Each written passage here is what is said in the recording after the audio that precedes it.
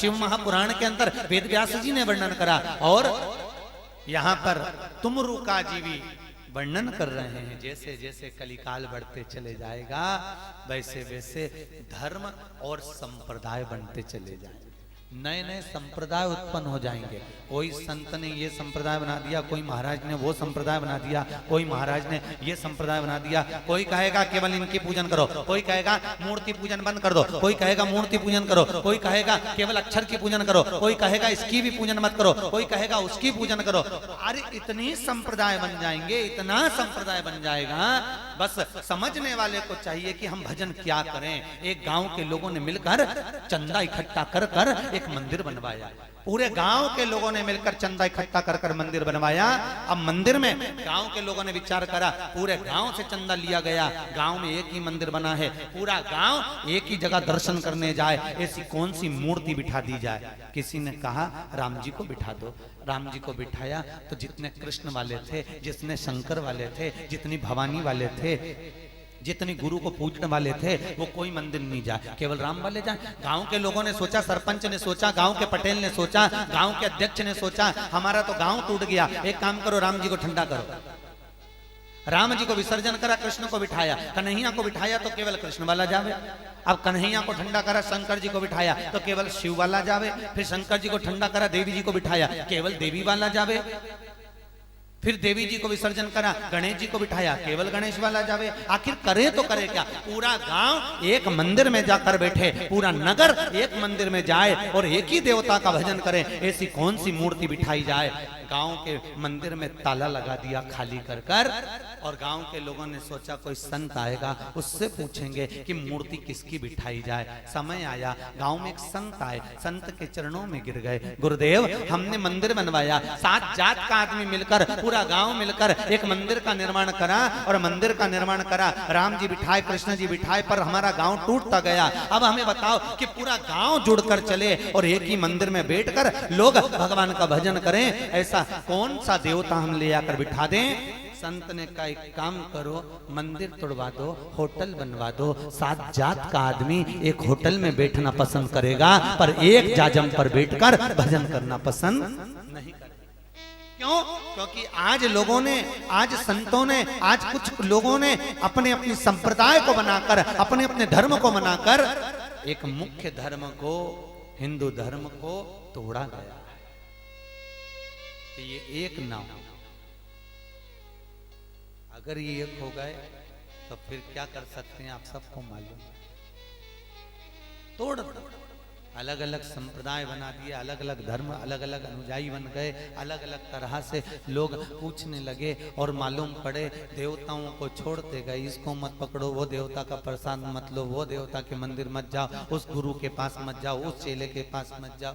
निवेदन है, शास्त्र कह रहा है, भगवान की कथा कह रही है, पक्का दृढ़ी, पक्का विश्वासी वो होता है जो किसी के भी मंदिर में चला जाए, किसी देवता को भी नमन कर दे, उसके भीतर जिसकी मूर्ति समाई है, हर मूर्ति में वही नजर आएगा, हर मूर्त में वही दिखेगा। तुलसीदास जी जब मथुरा वृंदावन गए, तुलसी बाबा जब गोवर्धन नाथ जी की परिक्रमा करने, दर्शन करने गए, तो तुलसीदास जी ने कह दिया एक शर्त पर मैं भगवान कृष्ण को प्रणाम करूंगा, अगर ये हाथ में क्या ले, धनुष बाण ले। सूरदास जी ने कन्हैया से कहा ठाकुर आप तो भगवान हो, भगत दृढ़ी हो सकता है पर भगवान थोड़ी नहीं, बदल लो रे। मेरे ठाकुर ने उस दिन हाथ में धनुष और बाण ले लिया। तुलसीदास जी प्रणाम कर कर बोले वाह नाथ वाह, कभी राम बनकर आ जाता है, कभी कृष्ण बनकर आ जाता है, और हमारी दृष्टि में दोष हो जाता है कि मैं राम वाला, मैं कृष्ण वाला, मैं शिव वाला, मैं भवानी वाला, मैं इस संप्रदाय का, मैं उस संप्रदाय का। दोष हम में। इसलिए कहते हैं कि लोग पूछते हैं सत्संग क्यों जाना चाहिए, हम कहते हैं जाइए, सत्संग जाने से आंखों का इलाज हो जाता है।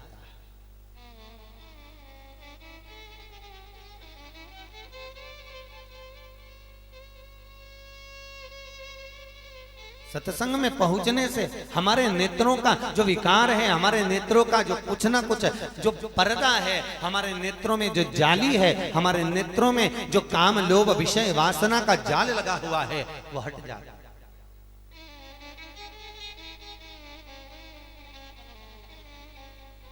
भगवान शिव का एक अवतार श्री हनुमान जी हैं और भगवान शंकर का एक अवतार आगे वर्णित करा। जब माता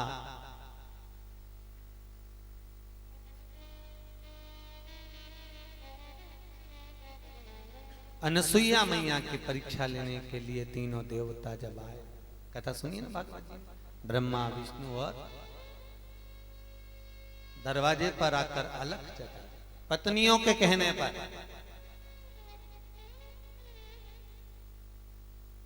भगवान शंकर ने पार्वती को मना कर दिया था, मैं अनसुईया की परीक्षा लेने नहीं जाऊंगा, नहीं जाना पड़ेगा। नारायण ने मना कर दिया, जाना पड़ेगा। ब्रह्मा जी ने मना कर दिया, जाना पड़ेगा। गए तीनों।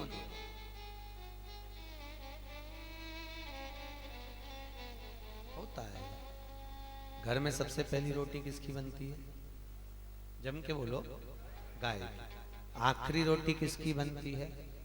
कुत्ता की। ठीक है, आज भी रोटी वही बन रही है, बस पति को ऑफिस जाना था, दुकान जाना था, खेत जाना था, खलियान जाना था, सर्विस पर जाना था, उसने कहा जल्दी रोटी दे। पत्नी ने सबसे पहली रोटी बनाई, पति को खिलाई। गाय के हिस्से की रोटी उसने खाली, बेचारा गऊ जैसा हो गया। गऊ पत्नी के जाओ बाजार से ये ले आओ, मुंह से आवाज नहीं निकले चले जाए। कई कई माताएं कहती है, मेरा पति, मेरा बेटा शादी के पहले कितना गुस्सा करता था, शादी के बाद इसका गुस्सा गया कहां? पत्नी का कहने में चलने लगा। अब उसको कौन समझाए कि गौ माता के हिस्से की खवा दी, तो गऊ जैसा हो गया, गाय जैसा निर्मल हो गया। बस हमेशा तत्परता बनी रहती है, हमेशा तत्परता में बनी। और आखिरी रोटी किसकी है? आखिरी रोटी कुत्ता की है। और जब घर के लोग सब भोजन कर कर उठते हैं, तब घर की माताएं आखिरी में जीमने बैठती हैं। अब वो सोचती हैं, आखिरी में रोटी कम पड़ गई, डबल से कौन बनाए? तो कुत्ता के हिस्से की खा जाती हैं, इसलिए दिन भर भोगती हैं।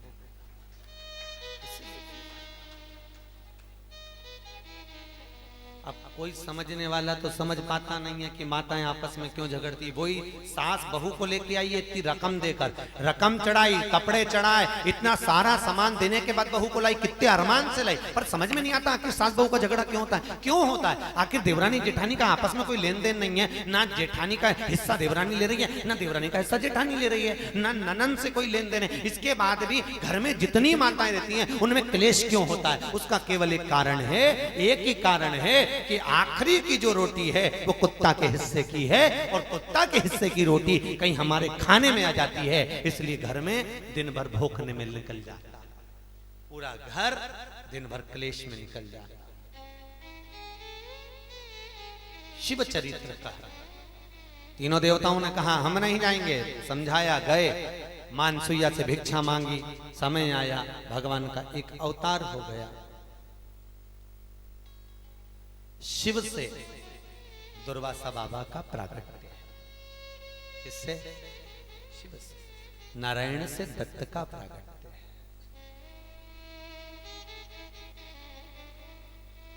अब शिव से जो दुर्वासा ऋषि प्रगटे हैं, ये किसका स्वरूप है? शंकर का ही स्वरूप है। दो परीक्षा बहुत भारी ली है दुर्वासा ऋषि ने, राम को भी नहीं छोड़ा और कृष्ण को भी नहीं छोड़ा। मेरे शंकर नहीं छोड़े।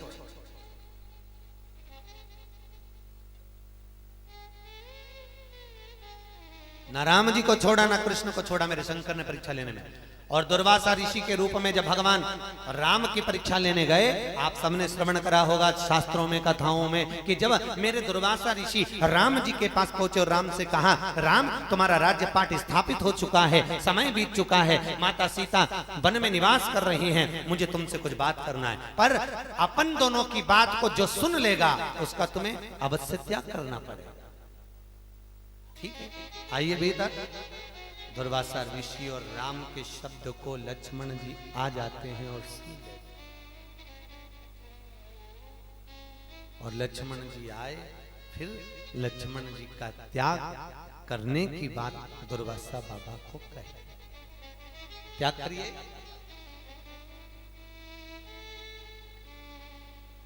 कर दो त्याग, इस लक्ष्मण का त्याग करना पड़ेगा। भगवान राम की आंखों में अश्रु भर गए, पर दुर्वासा बाबा जो परीक्षा ले रहे हैं, मेरा शिव जो परीक्षा ले रहा है, तो त्याग करना पड़ा।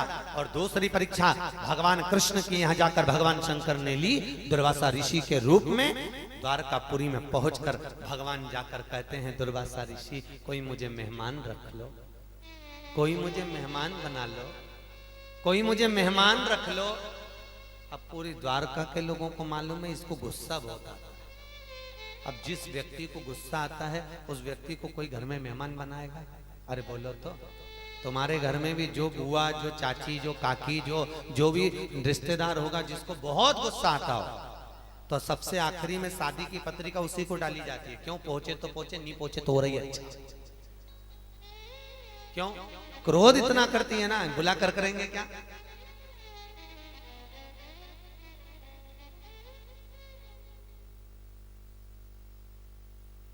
इतना क्रोध उसके भीतर भरा होता है कि उसको बुलाएंगे तो क्रोध करेगी, उसको बुलाएंगे झगड़ा करेगी। तो एक काम करो, आखिरी में बुला। और जिसको बहुत नम्रता होती है, जिसमें बहुत मिठास होती है, जिसमें बहुत सहजता होती है, ईमानदारी से बोलो, उसको 4 दिन पहले बुला लेते। जी जी आना हो, कब आ रही थी? इतनी तारीख को। नहीं नहीं नहीं, 3 दिन पहले जा, माता पूजन इतनी तारीख की, तो 2 दिन पहले जा, मेहंदी मंडवा लेना, मंडप का सारा काम तुझे करना। जिसमें मिठास है, जिसमें प्रेम है, जिसमें वात्सल्यता है, जिसमें असने हैं, उसको प्रथमता में।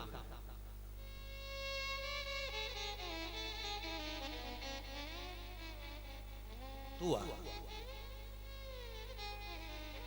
दुर्वासा ऋषि ने जाकर कहा,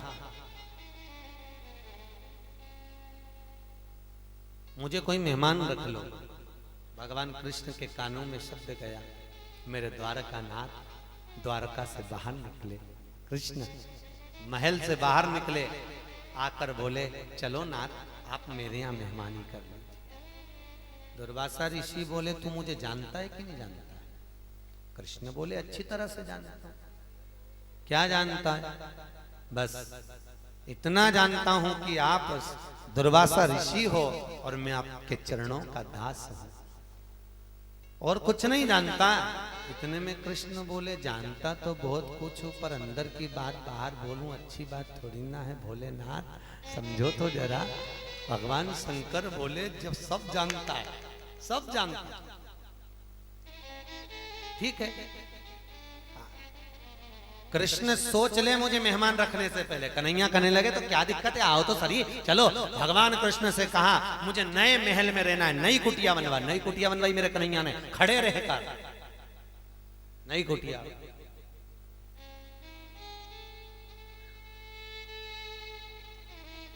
और कृष्ण ने नई कुटिया बनाई, दुर्वासा ऋषि उसमें रह रहे। 2 दिन बाद कभी तो दुर्वासा ऋषि को मालपुआ खाने को चाहिए, कभी रबड़ी खाने को चाहिए, कभी रसगुल्ला खाने को चाहिए, कभी पूड़ी खाने को चाहिए। कुछ ना कुछ दुर्वासा ऋषि मांग रख देते परीक्षा लेने के लिए, मात्र परीक्षा के लिए।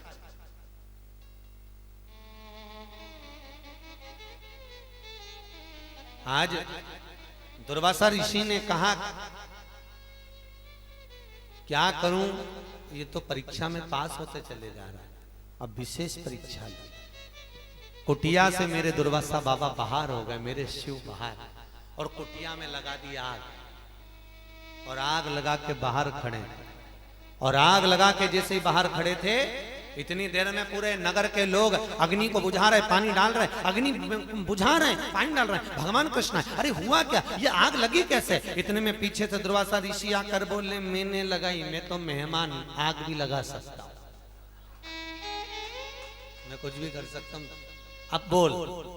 भगवान कृष्ण को तो गुस्सा तो आया, पर कन्हैया ने कहा ये डोकरा कम नहीं है, ये बाबा कम नहीं पड़ रहा, परीक्षा ले रहा है बाबा। कन्हैया मुस्कुराकर, ठीक है आपने आग लगाई, हम बुझा देते हैं। अब आग बुझाने वाले बुझा रहे, इतने में दुर्वासा ऋषि बोल रहे मेरे को तो खीर खाना है चावल की। कुटिया जल रही है और खाने की याद आ रही है खीर, मुझे खीर ला कर दो। भगवान ने कहा जल्दी जाओ रुक्मणी, दौड़ कर जा। रुक्मणी को भगवान पहले से बोल के रखते थे कुछ भी बना ले, 16,108 रानियां हैं, मेज का भोजन नहीं बनना चाहिए। मेज का समझ गए ना, मतलब एक अगर रुक्मणी जो भोजन बना रही है वो सतभामा नहीं बनाएगी, और सबके घर में 56 भोग बनना चाहिए रोज का, रोज का 56 भोग। किसके लिए? अरे बोलो तो दुर्वासा ऋषि के लिए। और मैच नहीं करना चाहिए, अगर इसने पूरी बनाई तो तू रोटी बना, वो रोटी बनाए तो तू मिस्सी रोटी बना, वो मिस्सी रोटी बनाए तो तू पराठा बना, तू पराठा बनाए तो वो नमकीन पूड़ी बना, वो नमकीन पूड़ी बनाए तो तू बाटी बना, वो बाटी बनाए तो तू बाफला बना, वो बाफला बनाए तो तू टिक्कड़ बना, वो टिक्कड़ बनाए तो तू ढोकला बना। 16,108 रन अलग अलग भोजन बना के रखती। क्यों? कभी भी कुछ भी मांग सकता बाबा, बाबा है कुछ भी मांग लिया। और मांग लिया मुझे चावल की खीर खाना है।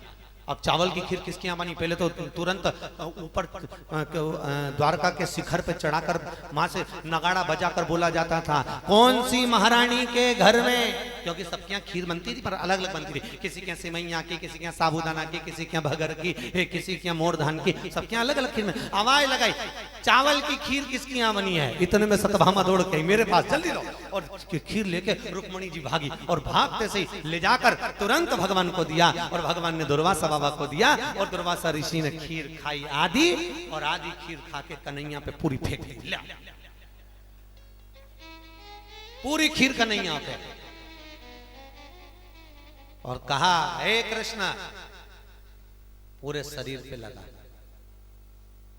कन्हैया कुछ नहीं बोले, पीछे से रुक्मणी जी बोली लगा लो चंदन है, लगा।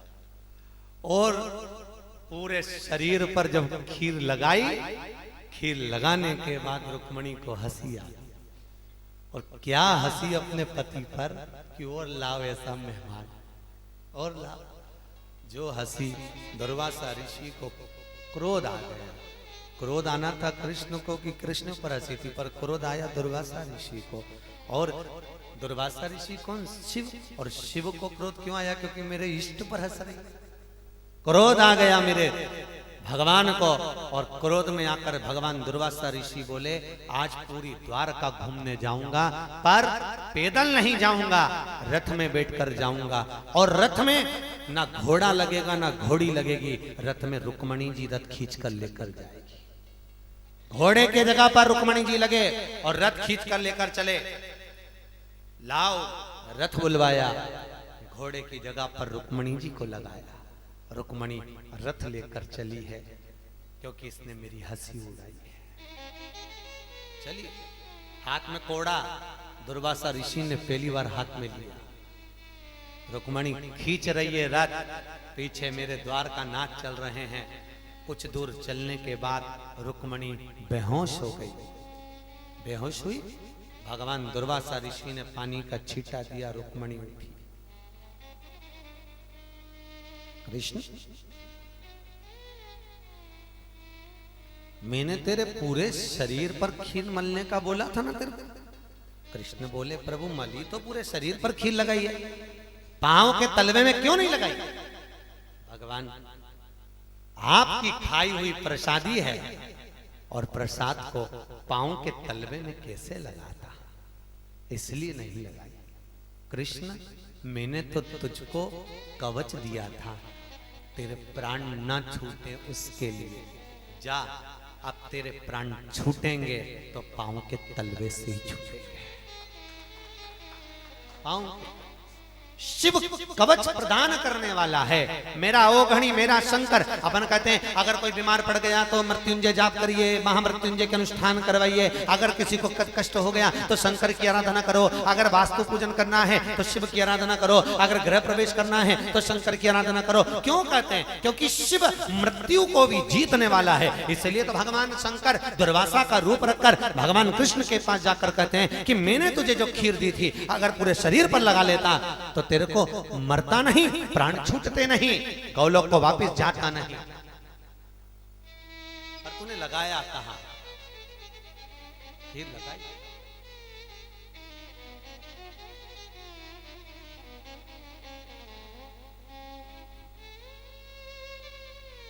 और सुन कृष्ण, इस रुक्मणी ने मेरी हंसी उड़ाई है और मुझे द्वारका का पूरा दर्शन नहीं कराया ले जाकर। इसलिए इस रुक्मणी का तुझे द्वारका से त्याग करना पड़ेगा। द्वारकाधीश गए हो? कौन कौन गया? हाथ उठाओ जरा। द्वारकाधीश गए हो? वाह। द्वारकाधीश अगर गए हो तो द्वारकाधीश के मंदिर से रुक्मणी जी का मंदिर आज भी कोसों दूर है। द्वारकापुरी के अंदर द्वारकाधीश के मंदिर के भीतर रुक्मणी जी का मंदिर नहीं है, बहुत दूर रुक्मणी जी का मंदिर है। कौसो इसको बाहर निकाल दे।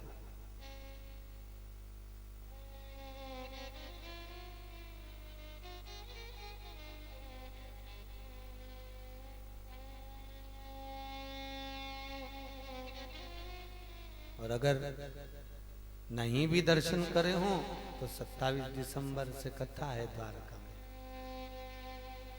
श्रीमद् भागवत सुबोधनी।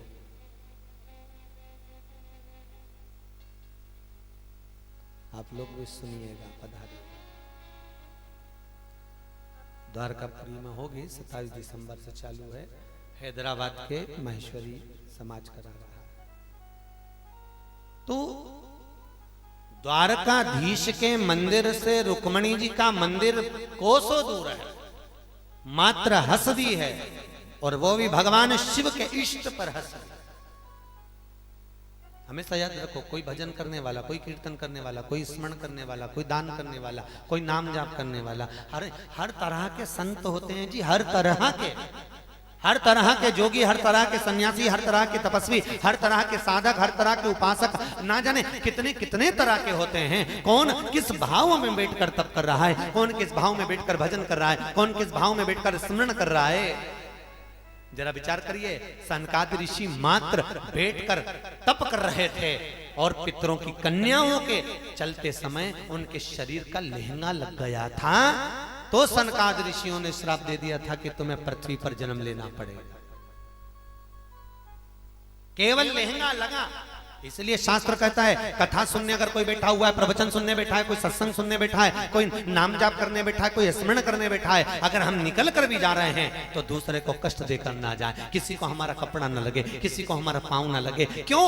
इतने सारे श्रोताओं में ना जाने कौन कौन से देवी देवता आकर बैठकर कथा का रसपान करते हैं, ना जाने कौन कौन कथा को श्रवण करते हैं। इसलिए हम चलते समय भी हमारा पाँव किसी को ना लगे, चलते समय भी हमारा कपड़ा किसी को ना लगे, चलते समय भी हमारा वस्त्र किसी को ना लगे, किसी को व्यवधान ना।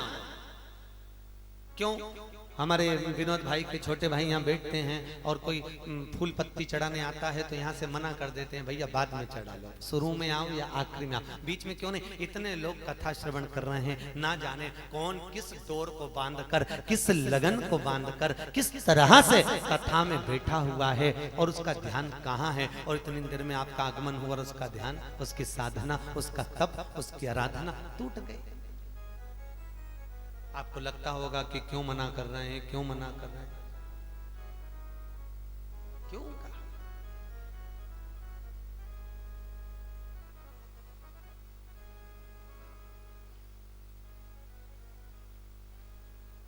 साधना की लीनता। कहीं एकांत में बैठकर भजन करो, स्मरण करो,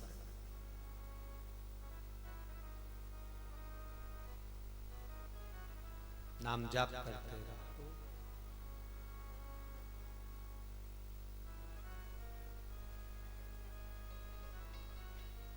शिव आराधना में दुर्वासा ऋषि ने बारंबार कृष्ण की परीक्षा ली है। कृष्ण की। और फिर आप सबको मालूम है भगवान कृष्ण के प्राण कैसे छूटे, कहां से गए? पांव के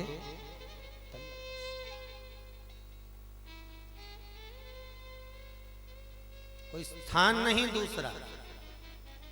शंकर ने तो अमरता प्रदान कर दी थी, मेरे शिव दुर्वासा बनकर आए और उन्होंने अमरता दे दी कि हां नहीं मरेगा, प्राण नहीं छूटेंगे, जा।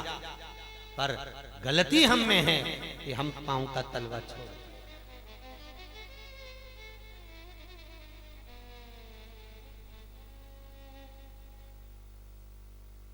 भगवान तो देने को तैयार बैठा, तुम मांगो जो दे दो, पर निवेदन है वो देने को तैयार बैठा है, पर लेने की पात्रता क्या हमारी है? वो तो दे देगा, बैठा ही इसलिए कि तुम आओ और जो मांगो मैं दूंगा, दूंगा जो मांगोगे दूंगा, पर पात्रवान होना चाहिए। शेरनी के दूध को रखने के लिए सोने का पात्र चाहिए, उसी तरह भगवान की कृपा पाने के लिए भक्ति का पात्र चाहिए। भक्ति का पात्र होगा तो भगवान को मिलने में देरी नहीं। एक आप लोग कीर्तन में गाते हो, कौन कहता है भगवान आते नहीं, द्रौपदी की तरह तुम बुलाते। कौन कहता है भगवान खाते नहीं।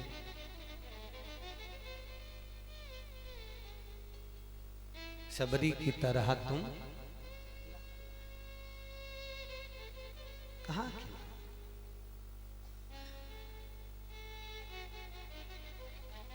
कब आए थे राम शबरी के दरवाजे पर? शबरी रोज बेर तोड़ के लाई तब राम आए थे क्या? अरे बोलो तो नहीं। शबरी रोज रंगोली डाली तब राम आए थे क्या? अरे बोलो नहीं।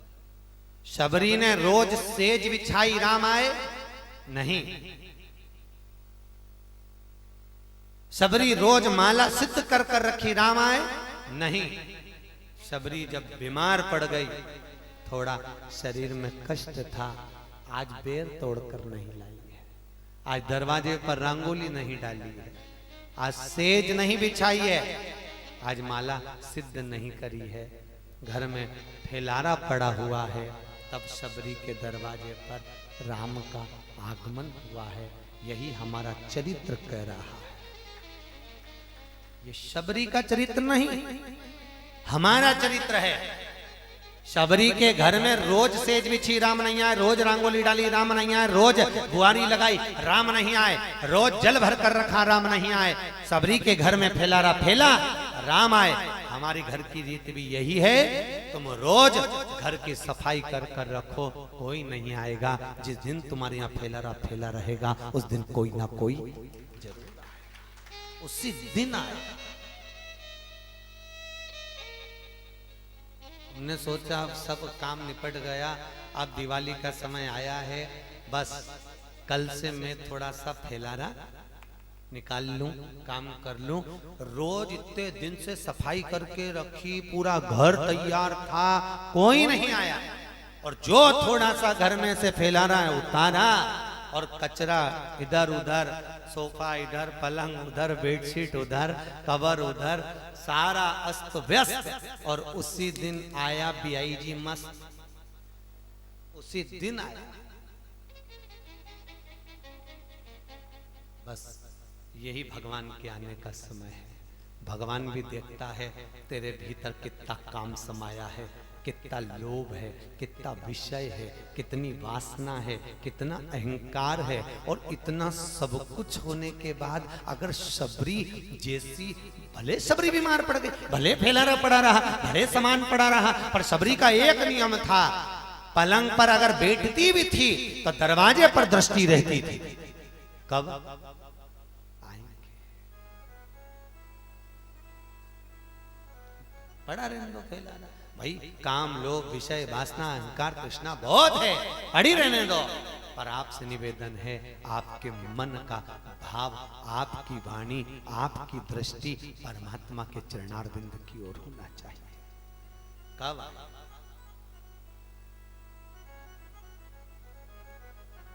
कब पहुंचे।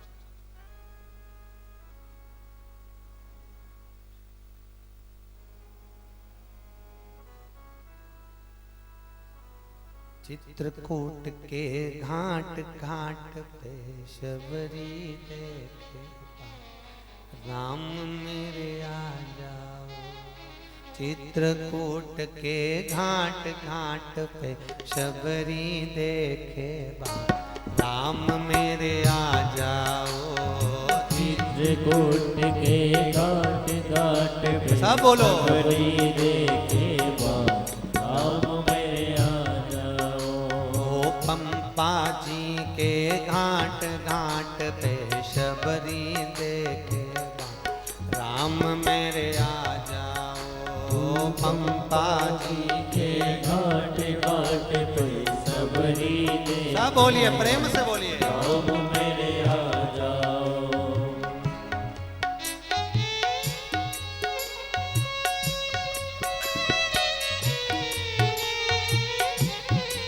भाव से आनंदित होकर दोनों हाथों से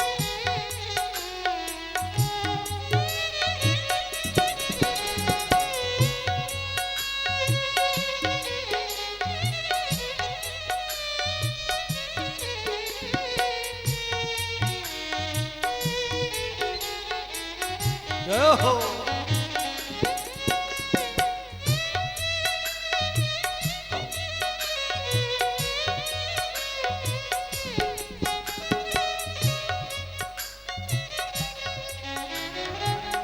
अपने राम को कहाँ मैं बिठाऊं। अपने राम को कहाँ मैं बिठाऊं। अपने राम को कहाँ मैं बिठाऊं। अपने राम को कहाँ मैं बिठाऊं। रे टूटी फूटी खाट खाट पे बिछा पुराना टाट राम मेरे आ जाओ। टूटी फूटी खाट खाट पे बिछा पुराना टाट राम मेरे आ जाओ। ओ चित्रकूट के घाट घाट पे शबरी देखे राम मेरे आ जाओ। चित्रकूट के घाट घाट पे शबरी देखे राम मेरे आ जाओ। दोनों हाथों से प्रेम से जो हो। और आज की बात, कल से कोई नहीं कहेगा ताली बजाओ।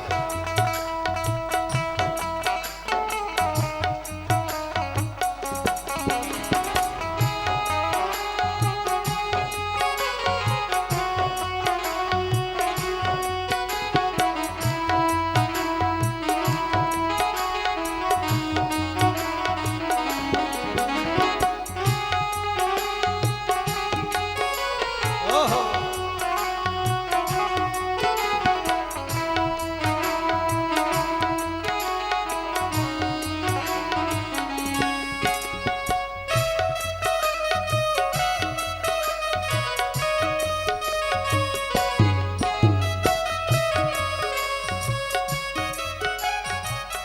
अपने राम को क्या मैं खिलाऊं। अपने राम को क्या मैं खिलाऊं। अपने राम को क्या मैं खिलाऊं। अपने राम को क्या मैं खिलाऊं। रे खट्टे मीठे बेर बेर के लगे हुए हैं ढेर राम मेरे आ जाओ। खट्टे मीठे बेर बेर के लगे हुए हैं राम मेरे आ जाओ।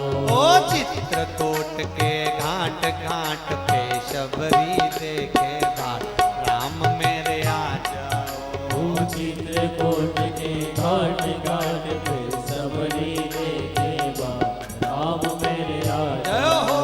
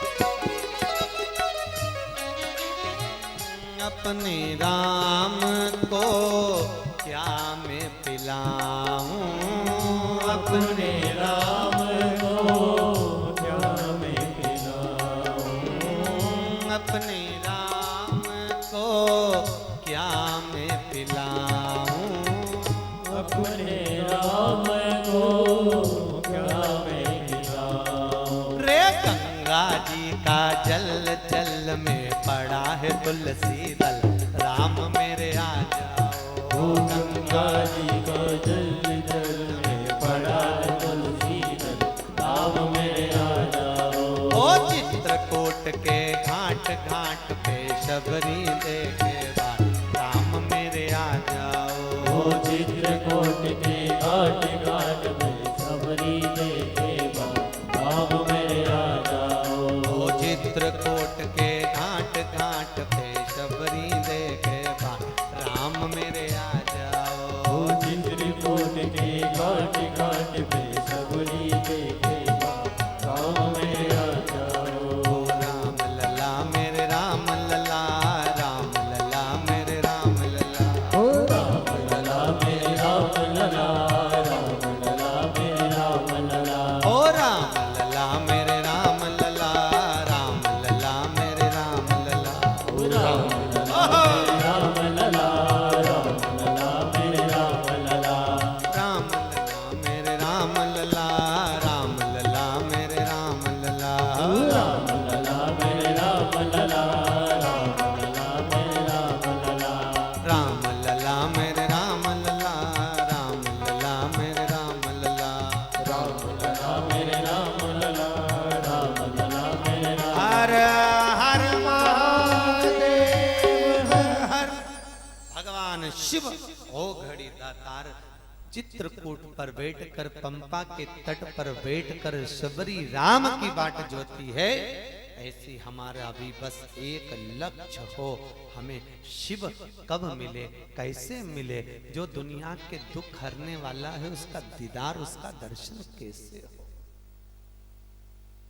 बस नारायण जैसी दृष्टि हो जाए कि कंकर में भी शंकर होता है। हर एक